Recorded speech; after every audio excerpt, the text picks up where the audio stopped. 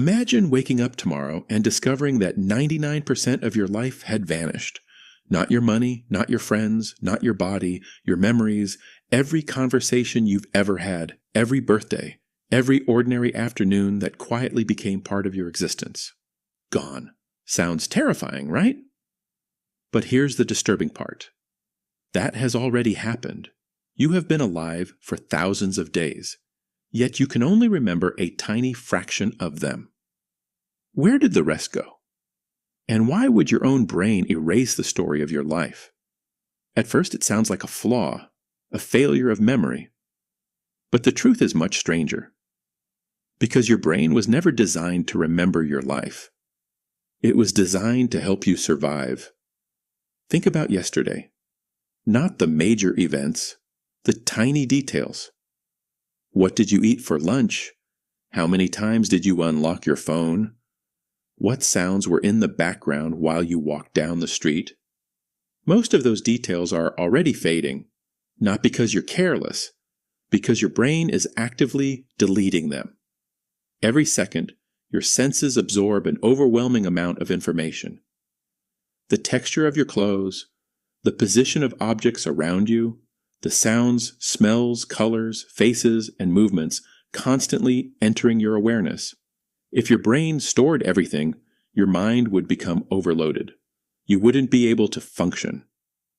So your brain makes a choice. It throws most of it away. But then something strange happens. The memories that survive aren't always the important ones. Sometimes you forget entire years. Yet, somehow, remember a random afternoon from childhood, a smell from your grandmother's house, a song playing in the background, a sentence someone said 20 years ago. Why? Because memory isn't a recording device, it's a storyteller. And storytellers don't preserve everything. They edit, they cut, they rewrite. In fact, every time you remember something, you're not replaying the past, you're rebuilding it from scratch. Scientists have found that recalling a memory can actually change it. Each time you revisit a moment, your brain slightly alters the original, meaning some of your most cherished memories may never have happened exactly the way you remember them. Think about that. The evidence you use to prove who you are might not be completely accurate, but that isn't even the most unsettling part, because memory doesn't just store your past. It creates your identity. Who are you? Most people answer that question with a story, where they grew up, what they've experienced, who they've loved, what they've lost. But what if those memories disappeared? People suffering from severe memory loss sometimes lose access to huge portions of their personal history. And when that happens, something frightening emerges. Without memories, the sense of self begins to fracture, because your identity isn't a fixed object. It's a narrative, a story your brain continuously tells itself. And stories require editing, which means forgetting isn't a bug, it's a feature. The brain removes details so the story remains coherent, so you can move forward, so you can function, so you don't become trapped inside every painful moment you've ever lived. But there is a darker implication. If your brain constantly edits your past, then the person you believe you are today may be built on selective memories rather than objective truth. And this is the part almost nobody talks about. The majority of your life doesn't disappear when it is forgotten. It still shapes you. Forgotten moments influence your fears, your habits, your preferences, your decisions.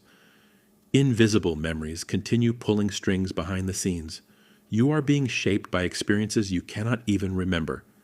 In a strange way, the most powerful parts of your life may be the parts you've forgotten. And suddenly the question changes. It's no longer, why does my brain erase my life?